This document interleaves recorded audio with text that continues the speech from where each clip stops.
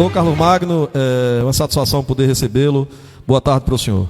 Boa tarde, Dominguinhos. Boa tarde, povo de Estância. Com muita alegria e satisfação de estar voltando aqui para dar minha palavra ao povo estanciano. Doutor Carlos, com relação o senhor sofreu uma perda irreparável, que é o passamento da prefeita Deise Garcia, companheira de toda a vida. E como é que o senhor conseguiu superar? Tito, eu de vez em quando observo postagem, enfim. Como é que foi esse processo? Muito o senhor difícil. Que sempre foi um homem transparente, nunca escondeu absolutamente nada. Não se esconde nada, né? Até porque é bom a gente somar nas próprias orações, das coisas que podem ajudar, né? Do consolo, do conselho, né? Claro. Então, estava a minha sogra morrendo também, né? 2 anos na cama, acamada completamente, faleceu. E o ano passado foi um ano, para mim e para a nossa família, de tristeza, né? Então, e o falecimento de Deise já vinha com um processo, um câncer de mama, com metástase para os órgãos, e um câncer de intestino também. E a gente teve que ir superando. Cada dia é um dia, né? Cada dia com a sua agonia, né? Cada dia com a sua agonia. Não pode dizer que não tem receita de bolo. Não tem receita não. Não tem receita de bolo. Como sua mãe também, né? Que faleceu. É uma perda que a gente nunca esquece. Então, a perda eu digo sempre para Tito, que era muito apegado e continua apegado a ela pela lembrança, né? Claro. E a gente tem que estar preparado para tudo na vida, né? Mas tem coisas que a gente não prepara, a gente chega de supetão e a gente tem que estar maciando e conversando e procurando ajuda, né? Das pessoas que nos cercam. E aí, esse período que Deise ficou doente, eu que andava para fazer exame aqui, ali e tal. Então, houve um afastamento, né? Um afastamento meu com a cidade. Sim. Porque eu precisava estar dando assistência a ela, né? Até natural isso, né? Não é possível. Então, eu namorei com Deise 6 anos, né? E convivi 44 anos, com 50 anos de convivência. Sim. Então, até as discussões do casal fazem falta. É verdade. Faz falta tudo. Até as briguinhas. Até as briguinhas. As briguinhas fazem falta. Tudo, no fim, faz falta. Porque os filhos, claro, é evidente, tem a sua ligação, diferentemente, que o marido tem outro tipo de ligação, né? Que é até mais profundo. Claro. Né? Foi o reprodutor, foi ali quando nasceu a família. E minha irmã diz que família é marido e esposa. Ela tem um conceito contrário. E é verdade. Então, a gente tem mais pela idade também, pelo tempo. Pela maturidade. A maturidade a gente suporta mais fácil. Não é que seja fácil. Suporta mais. Porque tem que administrar. O prefeito Carlos Magno, eu vou chamá-lo de prefeito, porque ser prefeito de Estância é algo tão marcante na história. Dá vontade de voltar. Dá vontade de voltar, né? Tem eleição daqui para o ano que vem. O vereador Arthur prestou uma homenagem, eu vi Tito agradecendo, extensivo isso a toda a Câmara, uma homenagem merecida lá no conjunto Valadares, né? O senhor como é que o senhor recebeu essa homenagem, essa notícia? Chorando, né? Chorando, né? É porque... Mas eu entendo que não é fácil, né? Mas tem um trabalho que ninguém pode acabar. Não pode não. E o senhor inclusive, na Rádio Bahia, no programa Comentário Geral, eu e Miguel Viana, quando o senhor nomeou, publicizou o nome de alguns secretários, inclusive, eu percebi que foi uma questão de honra do senhor, para o senhor, para Tito, que ela voltasse à Secretaria de Assistência para exatamente responder aquela questão do mandato dela, dos professores, do sindicato, né? Era questão de honra, né? Para mostrar, ela que queria mostrar, mais do que ninguém, queria mostrar que não era aquela pessoa que causou aquele tumulto naquele momento, né? Então ela precisava de uma chance para mostrar que realmente ela não tinha que ela não era aquilo que se pintaram durante todo o tempo. Então né? ela foi uma pessoa que marcou, né? Ela marcou. Então, se fizer um levantamento, não desmerecendo nenhuma primeira-dama, de forma alguma, nós não estamos aqui para isso. Mas ela sempre teve muita atuação, né? Mas ela tem atuação, e ela dizia a opinião dela. Se eu gostasse ou não, ela dizia. Aliás, Estância precisa, inclusive, sente saudade do protagonismo de primeiras damas atuantes que nós já tivemos, né? Pois é. Prefeito, mudando um pouco, com relação à questão, eu quero falar com o senhor do presente para o futuro. Pois não. Né? Com relação qual é a avaliação, o senhor estava recolhido, inclusive já justificou aí, por conta da situação da saúde da família, dona Deise e também da sogra do senhor. Qual é a avaliação que o senhor faz nesse tempo? Já temos aí o segundo mandato do prefeito Gilson Andrade. Qual é a avaliação que o senhor faz da gestão do prefeito Gilson Andrade? Vamos começar por aqui. Eu não gosto de fazer avaliação de gestão de um prefeito, até porque está na metade do bordeiro e eu não tenho. Primeiro, eu não tenho. Mas já vem já está na metade do segundo. Mas eu não quero que paire na mente das pessoas. Olha, Carlos Mato está querendo aproveitar e fazer denúncias ou críticas. Eu deixo ele falar, ele fazer o trabalho dele e ele será cobrado. Aí na hora certa ele terá realmente o beneplácito das pessoas ou não, né? Então nós preferimos não atacá-lo nesse momento, porque não que eu seja a favor de Gilson, não sou a favor, seremos adversários, né? Mas nesse momento agora o senhor não na avaliação do senhor, Estância não precisaria de uma oposição mais ativa? Sim, tudo bem, eu acho que sim, mas não através de Carlos Magno. Mas o senhor não é uma das lideranças, não é um desses nomes? Mas repara só, certo. Eu não quero dar motivo às pessoas que eu quero bater por bater, quanto pior, melhor. Não quero isso. Eu quero que ele faça eu prefiro que ele faça uma boa gestão, que a Estância ganhe. Eu fico assim, triste quando eu vejo tudo Estância pequeno. As pessoas pensam pequeno, não é?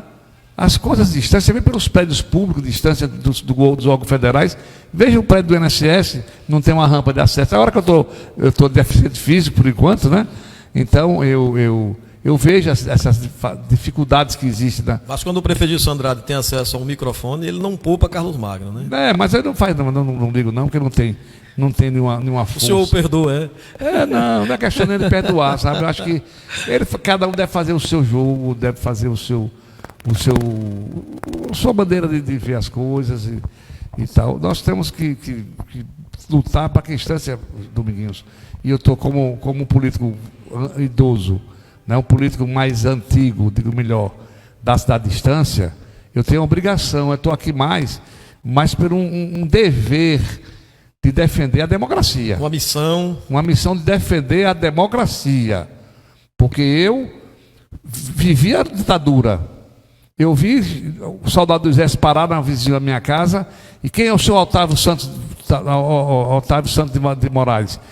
Chega aqui, pegou pela cinturão, pelas pernas, sacudiu. De forma truculenta. É horrível. Mas nós vamos chegar lá, nós vamos falar. Então agora... a gente tem obrigação. Eu tenho obrigação com Estância. O que eu fico preocupado em você, como um político inteligente, e já ter mandatos de vereador e tudo. Obrigado. E nós precisamos ver como é que a Estância deve sair desse caos.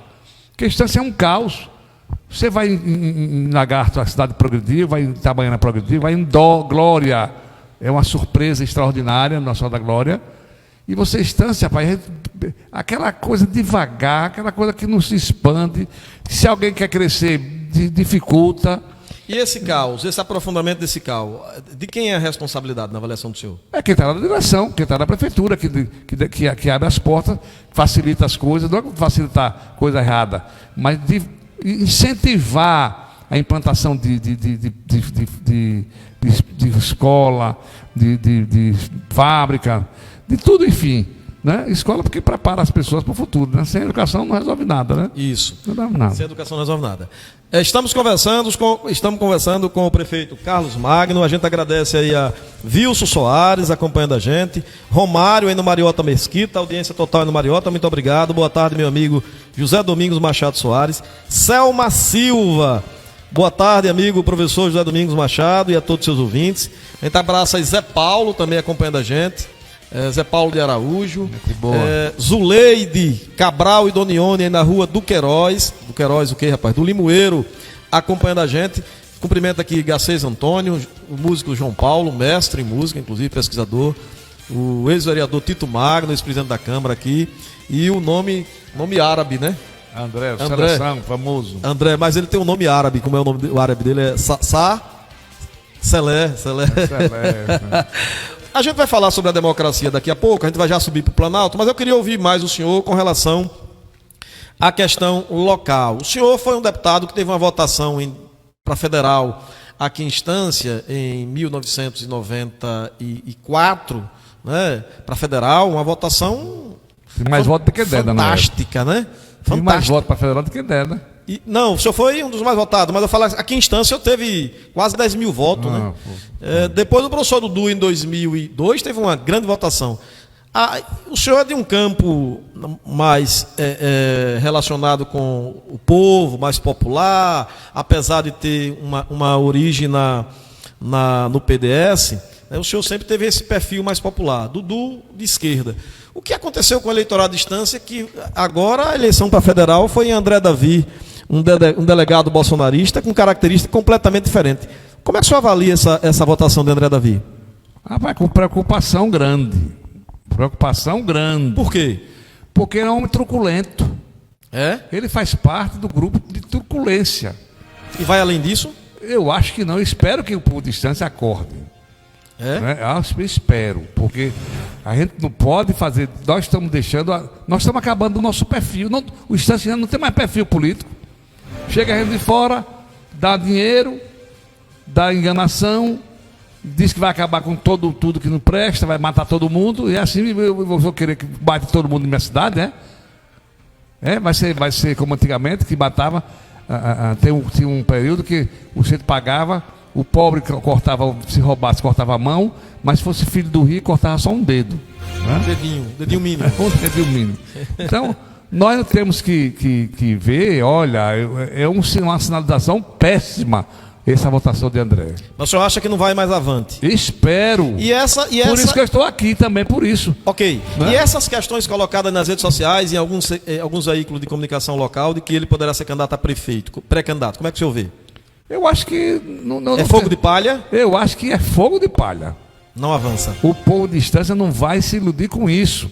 Não vai, né? Nem vai querer que seus filhos sejam mortos, seus parentes sejam mortos porque fez qualquer coisa errada, mínima coisa para matar até sua sede, sua fome. Então vai logo, detona logo, metralha as pessoas. E é assim. A gente tem que saber e tem que ter. Por isso que eu estou aqui. Certo. A gente tem que saber que nós temos uma dívida social enorme. Nós todos, principalmente a elite brasileira, que sempre aproveitou o poder e roubaram, até em Santo botaram pérola dentro do Santo de Pauoco. Levaram tudo que é nosso, a colônia portuguesa. E se você olhar a eleição desse ano, você vê interessante. O Centrão, a maioria tudo malandro, está hoje com Bolsonaro. Amanhã, hoje já está se filiando, está se juntando com Lula. Porque senão não se faz nada nesse país. Tem cabimento isso? É o velho Centrão de guerra. Como é que pode isso? Falar em Centrão, eu quero mandar um grande abraço para Mário Dias, que está acompanhando a gente. Mário Dias, Pedro Lopes. Mandar um abraço aí para o ministro Márcio Macedo, que está acompanhando a gente de Brasília. Foi uma honra para a gente, nesse momento, um orgulho, né? Para nós, né? Todos nós, né? Todos nós sergipanos. Um homem de bem, um homem sério, cumpre os compromissos, né? Uma pessoa fantástica. Doutor Carlos, o senhor já esteve como adversário do ex-prefeito Ivan Leite e também já esteve em alguns momentos caminhando junto. Existe uma aproximação com o atual bolsonarista Ivan Leite? Não existe, mas existe respeito. Sim. Eu sempre fiz política com muito respeito. Eu não tenho ninguém na cidade que seja meu inimigo, que não possa haver uma reconciliação. Não existe ninguém. Né? Porque eu sempre... Olha, quando eu ia à primeira eleição para prefeito, contava os votos lá do SESI, no SESI, naquele auditório do SESI. E quando saiu o resultado do outro dia, era um dia para o outro, as pessoas me botaram no braço e eu digo, não passe na rua, no beco, onde mora a rua que atravessa azinha, que mora Nivaldo Silva. Porque temos que ter respeito a quem perdeu. Claro. Né? Quem perdeu tudo, o sonho, né? As ideias, tudo, enfim. Você ganhou, tudo é alegria, tudo é satisfação, aí vai instigar a pessoa vai criar problema com a pessoa, vai menosprezar a pessoa que perdeu, não. Então sempre eu tive essa linha de respeito. Então, ando com o João, com o Ivan. Mas o senhor discorda dessa linha bolsonarista dele? Não, completamente. Aí não conta com. Então, em relação à ideologia, não contou nunca comigo. Nunca. Nunca. Né? Porque eu sou povão, eu sou contra a miséria. 1% da população do país manda no 99% da riqueza. Como é que pode isso? Você pode exigir de um povo? Não é? As pessoas, nós temos que colocarmos na nossa posição, que eles estão também. Como é que você pode aceitar que alguém passe fome e você comendo caviar? É bom, é bonito isso? Eu não me sinto bem. Não existe isso. Sem Né? demagogia, essa injustiça, né? Eu sou homem simples, eu não saio do meu patamar de nada de vaidade, nada de coisas exageradas, nada disso. Eu sempre sou homem humilde e eu sou a favor das pessoas que precisam de ajuda do poder público. Eu quero cumprimentar a Fabiana Moraes, que está aqui no suporte, ao Pocino Góes, agradecer ao Pocino Góes toda a força. Nós estamos aqui, agradecer aqui a família Barros pela cessão de espaço aqui, graças ao Garcês Antônio, que fez a construção. Um abraço para o doutor Everaldo Carvalho, acompanhando a gente, e acompanhando sempre a Mar Azul. Pré-candidatura, que está sendo ventilada, que o senhor está de volta, nunca esteve fora, mas está de volta como pré-candidato para 2024. É verdade, o senhor é pré-candidato a prefeito de Estância? Olha, Domingos, a minha ausência de Estância foi por questão o senhor justificou agora. Desde. Eu nunca deixei de estar em Estância. E nunca deixei de ter compromisso com a cidade. Então, diante do quadro que se instala em Estância, que nós estamos vendo, estamos com uma dificuldade muito grande, né? E estamos vendo a situação difícil. Tem uma euforia, me permitam um parênteses, do grupo do Gilson Andrade, que diz que tem WO. Diz que não tem candidatos, que vai ser uma lapada lá de lavagem. Eu queria que você, aproveitando, já agrego isso, fecha o parênteses. Eu vou parafrasear Dr. Walter Cardoso. Quem viver, verá. Aliás, foi o slogan dele de 1992. Quem né? viver, verá. Os lápis, eu lembro, era criança. Ele e o Dr. Jackson Guimarães. Hoje aqui, Vitorino está aqui na porta, dizendo, o pessoal está aceitando e tal. Quem viver, verá, né? Mas o senhor é candidato? Sou pré-candidato a prefeito de Estância. Pré-candidato? Pré-candidato dentro do meu grupamento. Alguns segmentos chegaram a dizer o seguinte: não, Carlos Magno está se colocando como pré-candidato para tentar salvar mandato de Tito. Isso procede? Não, Tito foi um homem de coragem, um político de coragem, saiu candidato a vice-prefeitura, onde tinha uma eleição para vereador tranquilíssima. Verdade, né? verdade. Mas política não é só fazer aquilo que para tirar vantagem, não. Isso é um sonho, um projeto, né, de crescer politicamente. Coragem também, disposição, né? Pois é, então, parabenizar Tito pela coragem de homem público que teve realmente essa decisão que foi dele e todo mundo que estava junto. E fomos infelizes no resultado, mas ganhamos muita experiência nesse processo. Na vida pública não é só disputar eleição para ter mandato. Às vezes se disputa eleição não se tem mandato, não deixa de ser homem público, né? Por isso eu quero dizer ao pessoal do grupo de Dr. Gilson que tome Lexotan a partir de hoje. Porque eu vou trabalhar Lexotan. O senhor que é médico, eu não entendo de farmacologia, mas o senhor que é médico é um remédio forte, é um né? sedativozinho. Mas é forte ou... É fraquinho. Não é tão forte, não. Porque se for forte, mata. Não quero matar ninguém. Lexotan. Para tranquilizar os ânimos. Tranquilizar. Estão muito eufóricos, né? Senão pode infartar. Eu não quero ser culpado disso, né? Doutor Carlos, o senhor avalia que Estância terá... nós tomamos conhecimento que o prefeito Ivan Leite estava conversando com o André Davi para tentar formular uma chapa. O senhor é candidato. Com quem o senhor já tem conversado? Como o senhor tem deflagrado a pré-candidatura? Quais os segmentos que o senhor vai buscar para uma aliança para frente? Aqueles que são contra Bolsonaro, eu estou convidando todos para conversar. Todos. E aí eu entro na questão de Bolsonaro. Eu queria que o senhor avaliasse o que foi que aconteceu na avaliação do senhor. O senhor que morou em Brasília, Tito que morou em Brasília, o senhor foi deputado federal. O que foi que aconteceu? Eu conheci bem Brasília aí por dentro. O que foi que aconteceu em Brasília? Rapaz, olha, repare só, eu até estranho, porque o patrulhamento que o Bolsonaro fez do governo dele mostrava qual era a intenção dele. Quem é que não sabia? Não é possível. Se ele encheu os cargos todos de exército, todos de coronel, de general, de marechal, encheu todas as posições, o Planalto cheio de praça do exército, soldados do exército, para tomar conta. Todo mundo sabia que a intenção dele era tomar, através do golpe militar, do exército. Porque o que ele queria, na verdade, era deixar a bagunça tomar conta, papocar a bomba aqui, bomba ali desses acampamentos, bagunçada. E aí ele entrava com um decreto. Aquela minuta que foi encontrada na casa do ministro, o ex-ministro da Justiça, Anderson Torres. Mas não foi nem aquela, é a que tem na Constituição mesmo. Certo. A princípio foi a que tem na Constituição, que diz que quando tem baderna, o presidente determina que as Forças Armadas tomem conta e acabem com a baderna. Era aí que ele tomava. Restaura a ordem pública. A ordem para salvar a ordem pública. Aí acabava tudo.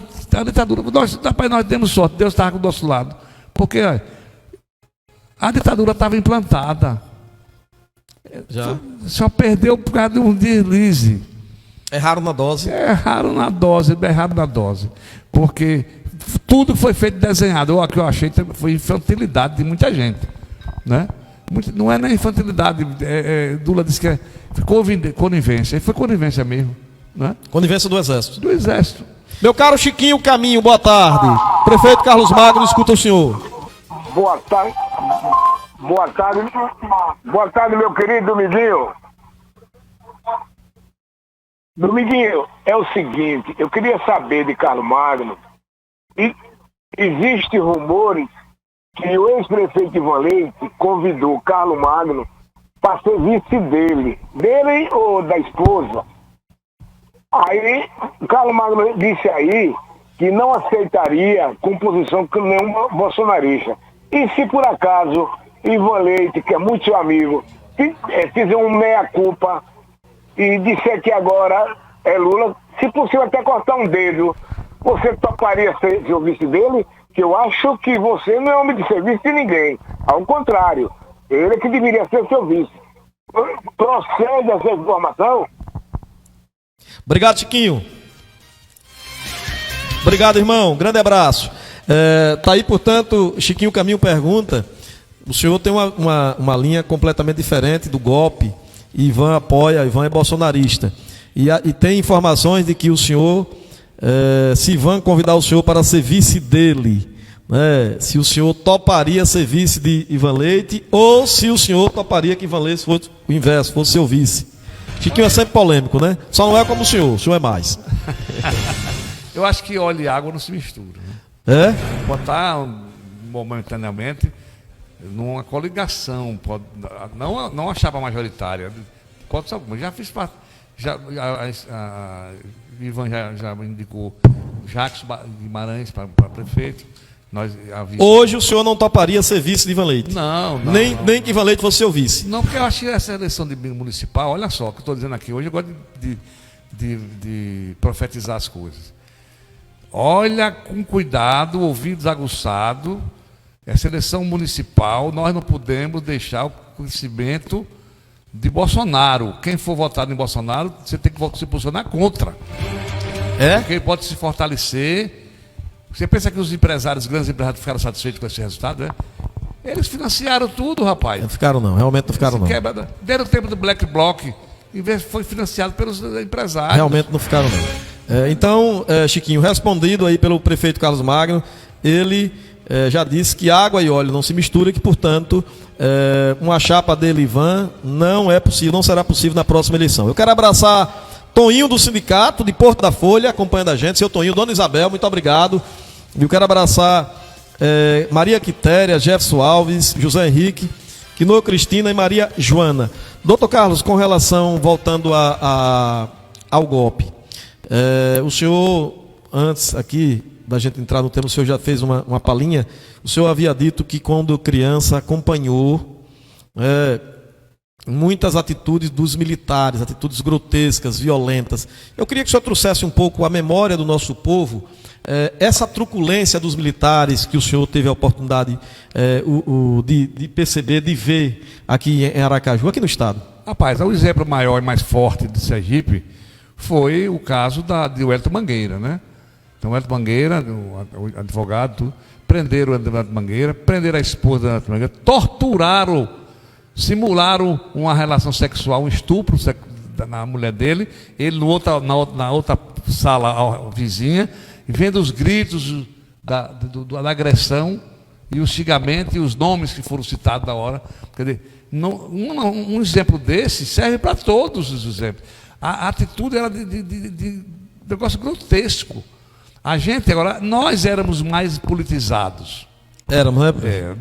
Porque a gente se reunia no colégio Ateneu Sergipense, no colégio O senhor estudou no Ateneu, não estudou? No Ateneu. No Ateneuzinho, que é o museu da gente. Sim, sim. Marcelo Deda, inclusive, reformou, né? E no outro Ateneu Grande, depois do primeiro secundário, né? Certo. Então, a gente se reunia para ler José de Castro, do outro lado do mundo, os livros socialistas, e aí a polícia andava atrás, a gente ia para outro lugar, corria, tal.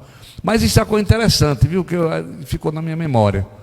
A gente da geração mais nova, tem a geração de Chico Buarque, de Geraldo Vandré, esse pessoal que faz música, então ele era as músicas de protesto, e eram anuladas as músicas, censuradas e tal.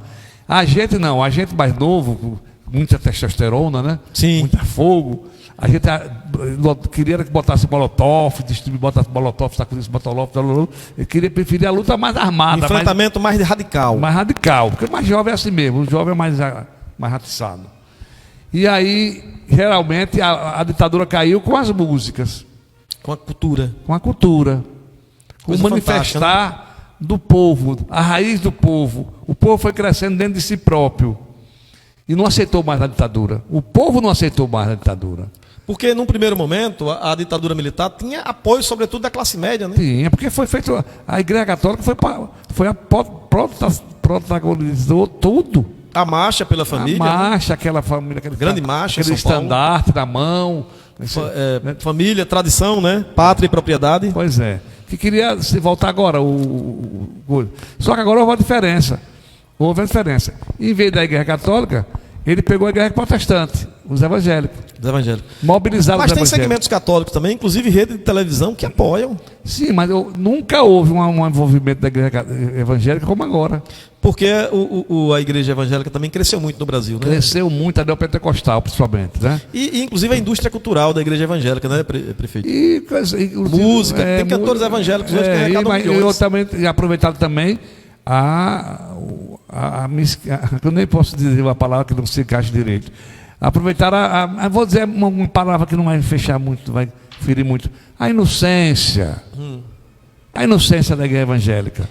Doutor Carlos, outra questão importante, nós não tínhamos naquela época também, hoje, o número de CACs, né? Como é que o senhor vê essa questão da facilitação de Bolsonaro, do seu Estado-Maior, liberando tanto armamento e tanta munição, prefeito? O senhor que tem essa cultura democrática. Ele se preparou, né? Ele se preparou para uma guerra armada. O exército estava do lado dele. Não ia entrar com tanque, como antigamente na ditadura anterior, de 64. Era tanque por cima das casas das pessoas, era cavalo, entendeu? Era a estupidez. E a população não estava esperando aquele tipo de tratamento, né? Sim.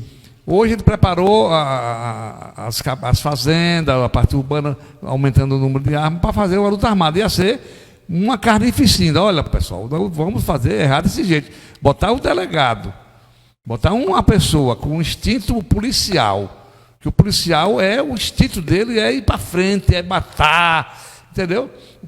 O exército é para guerra. Ele estava preparando a guerra urbana. E nos 200 anos de exército, mais intensificados, o exército matou mais brasileiros do que estrangeiros. Porque não tem experiência nenhuma. Quem trabalha em guerra é exército. Boa tarde, Dominguinhos. Quero prestigiar a grande entrevista do médico clínico e cirurgião Dr. Carlos Magno. Uma boa sexta-feira para todos os ouvintes. Jerônimo Santos, do Mariota Mesquita, cumprimenta inclusive o senhor. Mas aí, quer dizer, na verdade, esse armamento, que não tinha em 64, né? Tanto cidadão armado, né? Não tinha, de forma alguma. A sociedade era inocente. A sociedade foi levada pela questão da família, né? Tradição, cultura e tal. E pegou protegido. E eles pegaram aleatoriamente as pessoas e vamos fazer truculência. Aí houve uma reação. Uma reação dura. Da juventude, né? Foi até... A luta armada no Pará, no Araguaia, né? Araguaia teve a luta armada, mas muito pouco, tinham 20 militantes e não sei quantos mil soldados para tomar conta. Aí não dá, né? Capacidade. O exército fez um massacre ali, né? Um massacre, mas de qualquer maneira mostrou incompetência danada também, viu? Ô, doutor Carlos, na verdade, o senhor quer conversar com todos os segmentos que se coloque contra o bolsonarismo e que tenham claramente posições democráticas, é isso? Todo mundo. Então André Graça está fora, porque André Graça, ele não responde, ele não diz que é bolsonarista, mas também não diz que não é. Tito e o senhor continuam filiados ao PP, de André Graça? Olha, repara só, a questão da filiação de Tito no PP foi uma questão que Laércio chamou ele para ser deputado federal. Certo, certo. Aqui tinha um espaço aberto para uma candidatura federal. E tem que ter um partido para se filiar, para sair, e com o apoio do Laércio Oliveira, que era o senador. Mas, desde ele faleceu na época, e ficou difícil ele tocar uma campanha na rua depois da perda da mãe, né? E aí não existe vinculação nenhuma com o PP, em termos de o senhor hoje está filiado aonde? Eu estou lá ninguém. Não está afiliado a ninguém? Tito hoje continua afiliado no PP? Aguardando uma posição para decidir como é que nós vamos fazer. Aguardando a posição do senhor e do grupo, né? Para ver se fica. Mais dificilmente vai maneirar no PP. Não, o PP para se juntar com as pessoas que estão aí também fica difícil, né? Fica difícil. Eu acho que nós temos que ter cuidado. Pior é quem é travestido, né? Tem que ter cuidado quem vai ficar travestido para enganar. Ou seja, na última campanha, Gilson Andrade, por exemplo, ele não se coloca que é de maneira alguma, que é a favor da democracia. Você não vê nenhuma fala de Gilson defendendo a democracia. É na dele, ele só vai na boa, ele não toma posição. E um líder político precisa tomar posição, né? Me parece que essa questão também, o vice-prefeito André Graça, que é o candidato desde sempre, que diz aí as boas línguas e as más línguas, foi um dos artífices do financiamento da campanha de Gilson, também não se toma posição. Mas nos bastidores as pessoas dizem, o André é fãzão de Bolsonaro, né, o André Graça. E o Gilson também mantém um grupo dele, muita gente que é bolsonarista, mesmo assim, aqueles bolsonaristas radicais.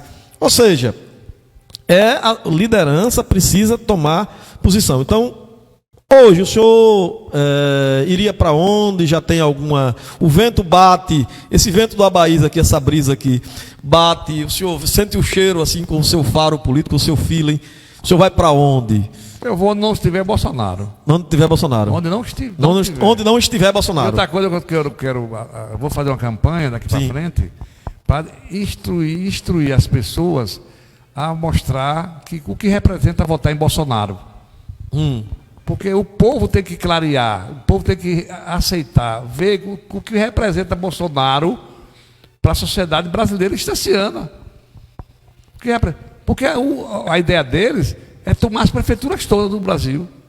Ou seja, você está enganado com isso? O bolsonarista lá em cima, a força de Bolsonaro lá em cima, ela começa aqui, né? Na base, né? Nas comunidades, nas cidades pequenas, né? É preciso fazer uma campanha, graças a Deus tem um grupo de evangélicos já reagindo contra Bolsonaro, porque ele está fazendo de massa de manobra os evangélicos, entendeu? Então é preciso que haja um esclarecimento. O pastor Silas Malafaia, que foi o grande comandante de Bolsonaro, já está sendo bombardeado, né? E outras lideranças evangélicas, porque fizeram do povo evangélico uma massa de manobra. Então, religião não se mistura com política. Eu sou político e nunca influenciei na religião. Nem nunca fiz campanha dizendo que Deus vai fazer eu ganhar, porque Deus não. Quem vai fazer eu ganhar é o povo, se houver realmente desejo do povo. Certo. A religião é outra parte, é outro departamento intrínseco meu. Certo. Minhas ideias, minha vocação, o que for meu. E dentro de mim, religião, representa a religião, eu faço de forma discreta para mim mesmo. Prefeito, quais são os grandes temas, desde que o senhor deixou a prefeitura, que Estância deveria ter enfrentado que não enfrentou? O desenvolvimento do turismo. Turismo. O Alain Alberto está deixando a Secretaria de Turismo, aqui à distância, a secretária adjunto. E durante esses 6 anos, Estância, a gente não sente nenhum avanço nessa área, na área do turismo. Né? Nenhum avanço. Né? E além do turismo, o que é que nós poderíamos ter avançado na questão do turismo, na avaliação do senhor? Olha, o turismo da região sul engloba a Indiaroba, Santa Luzia e Estância. Seria um turismo, ecoturismo. Concordo plenamente. Que começaria em Indiaroba e traria, por exemplo, naquela região da Preguiça de Baixo, tem aquelas quintãs para fazer artesanato, tem tanta coisa bonita para trabalhar em termos de turismo, ecoturismo de Sergipe, mas se não for os 3 juntos, com o apoio do governo, a estrutura do governo, é muito difícil fazer. Né? Infelizmente, o sergipano não tem vocação para o turismo. Faz uma coisa, faz uma zoada, faz uma reunião e não dá em nada. E fica parado, é uma coisa triste. Então, a Estância não saiu das reuniões? Não saiu das reuniões. Por enquanto, infelizmente, o turismo de Estância hoje representa o quê? Lagoa do Tambaqui. Só tem isso. Que nem o nome é esse, né? A Lagoa hoje tem mais gente frequentando no domingo do que a Praia do Saco, que é uma das melhores, 100 melhores mais bonitas do mundo. E que o prefeito, doutor Carlos, o atual e os próximos, precisam pensar a aquisição de uma área pública, porque hoje os moradores da comunidade não podem mais tomar banho, porque a lagoa foi toda privatizada. Uhum. Toda privatizada. Então, na verdade, se resume a isso, na avaliação do senhor. E Estância, a questão, por exemplo, do festejo junino, que também é um potencial no período do inverno, a partir de final de maio e todo mês de junho. O senhor acha que nós conseguimos avançar na questão do... Não, porque não alcançou, porque é o seguinte, nem vai alcançar nunca se a ideia for de jirico. Né? Porque fazer show é fácil. Fazer show, né? É fácil. Fazer show é muito fácil. É só contratar a banda e pronto. Está resolvido. E fazer cultura é difícil.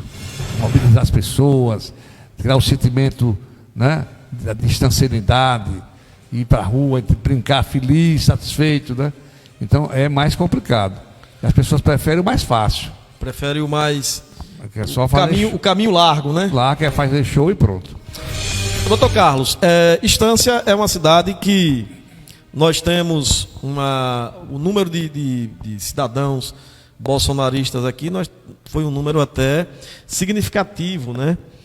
Como é que o senhor em se tornando prefeito novamente, o que é que o senhor ia fazer em nível local para poder, mais uma vez, trazer Estância para aquele perfil de uma cidade democrática, uma cidade que sempre foi vanguarda em Sergipe? Olha, tem que ter um grupamento, eu podia dizer assim, não elite pejorativa, mas um grupo de pessoas que pudessem ter disposição e vontade de conscientizar as pessoas a um momento novo político do país. E é preciso que haja o engajamento dos sindicatos, entendeu? Das pessoas, dos grupos, das igrejas, de tudo, num grupamento que seja rodando para fazer reunião, passando a informação, dizendo como é que deve ser, porque senão nós vamos entregar ao nosso país as coisas assim piores que você pode imaginar. O Brasil vai para a bancarrota, porque as pessoas estão fazendo um grupamento de pessoas que só pensam em ganhar dinheiro. Dinheiro. Então, quando você vê... Há um processo de mercantilização hein, também exacerbado da eleição. Essa semana mesmo, Lula disse, o empresário procurou para fazer reclamando de um negócio. Ele disse assim, realmente, eu até não sou o pedido do empresário. Agora, qual é a contrapartida que você tem para o povo? Entendeu? Então está faltando essa consciência, né? Rapaz. Então eu sou rico, eu quero que o povo se dane. Não é assim, não. O importante é o equilíbrio social. Não é? Sempre vai existir miserável na vida, do planeta Terra. Sempre vai haver. Mas pobre existe, mas miserável ninguém tem interesse que haja, não. Porque o miserável, ele vai assaltar para comer, ele vai matar para comer, ele vai te sequestrar para comer. Ou seja, ele desestabiliza do ponto de vista da segurança a população, a sociedade. Né? Ele é miserável. Já basta isso. Já está condenando a pessoa à morte. Ok. Professor Névito Santos diz: saudações aos ouvintes, participando para mais uma vez parabenizar os produtores do Microfonia por fazer a voz desse líder apaixonado e que tanto fez por sua cidade ecoar através das ondas radiofônicas. Ao Dr. Carlos Magno, homem experimentado na vida pública, que compreende a necessidade de um posicionamento nesse momento histórico, porém crítico do nosso país. Receba também meus parabéns e os votos de vida longa, erguendo sempre a bandeira do coletivo da unidade e dos mais carentes. A região da praia aí, através da RTV, Rádio Web Bahia, acompanhando a gente. Carlos Alberto, Carina Liberal, grande número de parentes aí. A gente abraça o vereador Evandro da Praia, o vereador Isaías de Jesus. Aliás, eu soube que a Câmara de Vereadores está toda ouvindo a gente. Prefeito Carlos Magno, o prefeito Carlos Magno voltando à prefeitura, o que é que trará de novo? Tudo novo. Tudo? Eu sou inovador. Certo. Por exemplo...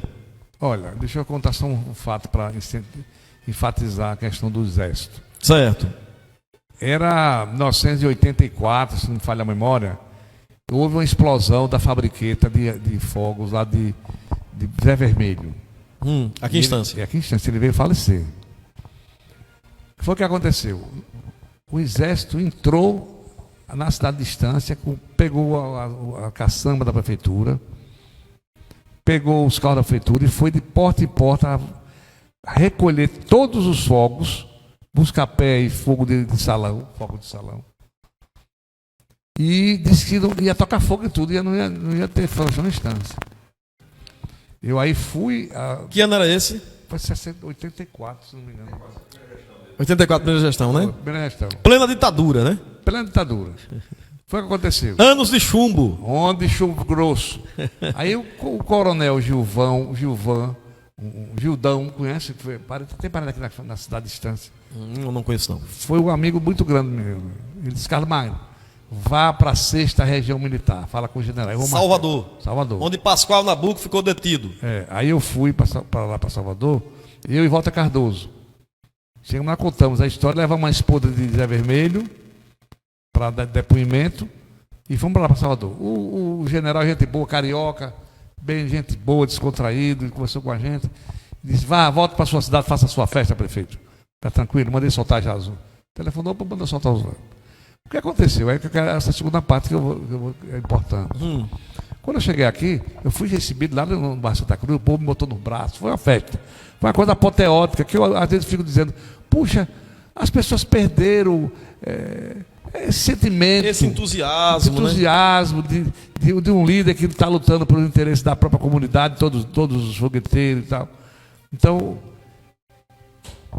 o coronel, era o general do seu 28BC, era do tempo da ditadura do chefe militar, do gabinete militar, de um dos presidentes aí.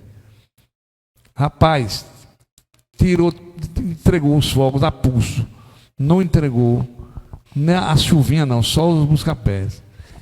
Com má vontade. Má vontade. E ainda me ameaçou, disse: prefeito, que nós não nos encontremos. E quando tem a solenidade, que ele me via, ele saia por aqui. Porque eu tomei uma atitude. Uma atitude corajosa. Chegou lá no palácio, lá no 28BC, ele disse, como comandante do 28BC, ele disse assim: prefeito, eu nunca vi crente evangélico comunista. Eu digo: eu não sou comunista. Mas tem a maneira de dizer que o pessoal... Defender a democracia, defender a cultura. Com certeza. Aí ele disse: meus oficiais estão por aqui com o senhor. Eu disse: tudo bem, não tem problema, eu vou defender os interesses da minha cidade. Eu não sou do Exército para defender os interesses do Exército. E foi assim, um episódio grotesco, né? E não trouxe nada, não entregou os fogos não, a chuvinha não, dos fogos de salão não entregou nada, só alguns busca-pés. Ou seja, essa atitude de confisco naquele momento. Mas eu fui para o confronto.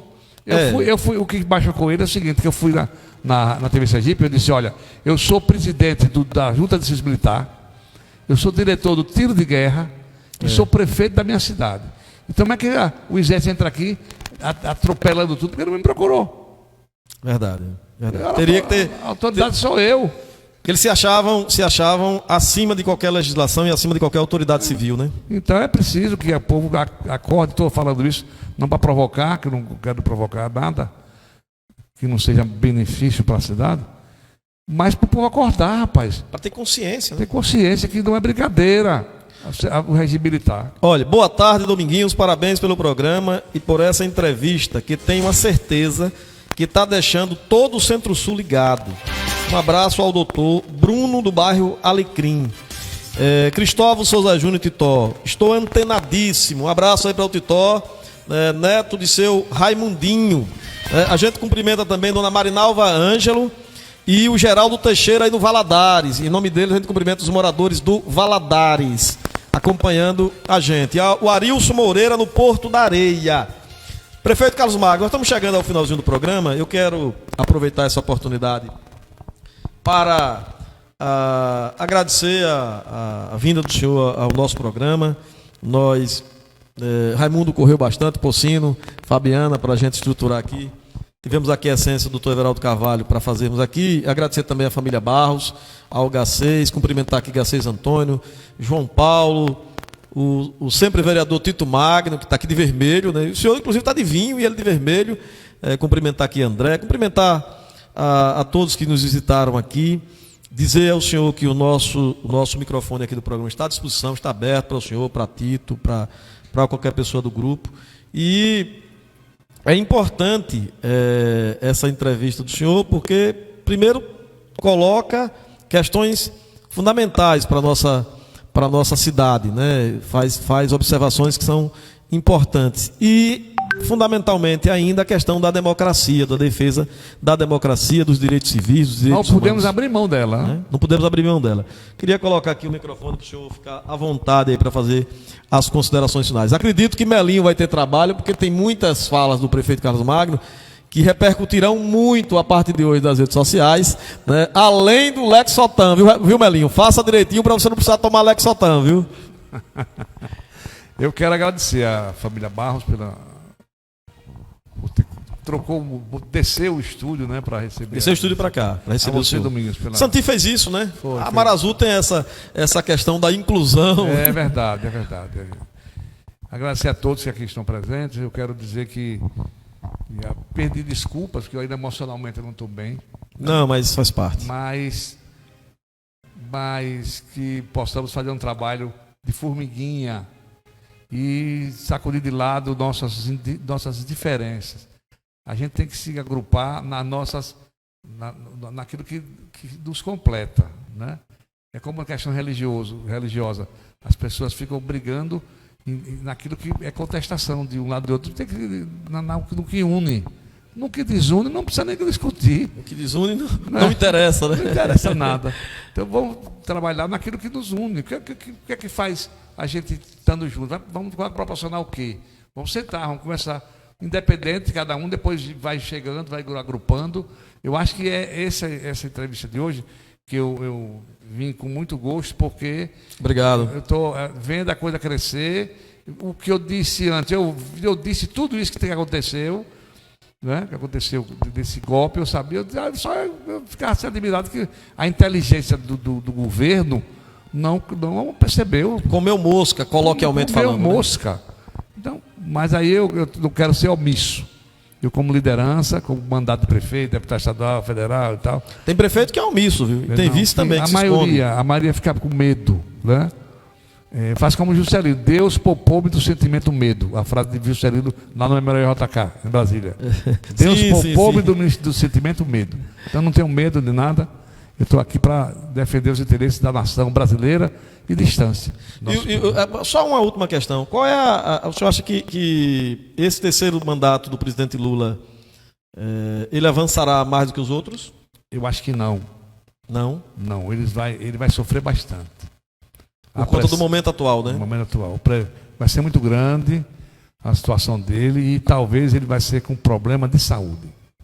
É um homem já de... A outra coisa que também, o senhor já é um homem bastante experiente, amadurecido pelo tempo e pelas demandas da vida. O Lula vai terminar esse mandato com 80 anos, com um pouco mais de 80 anos. Né? Como o John Biden também. Isso estimulou o senhor também a colocar o nome? Essa questão? Não, de jeito nenhum. Minha preocupação é a cidade, é o país, mais do que a cidade. Que eu sou muito pequeno para o país, né? Mas eu tenho responsabilidade. Tem que ter responsabilidade. Todos nós, os mais jovens, mais idosos, todos temos responsabilidade com o nosso país, com a nossa democracia. Não tenha dúvida disso. Faz parte da felicidade de todos, né? Alguns não percebem isso ainda, né? Mas infelizmente. Infelizmente. Mas esses aí vão ser punidos pela história. Com certeza. Muito obrigado, prefeito Carlos Magno Costa Garcia, por essa entrevista exclusiva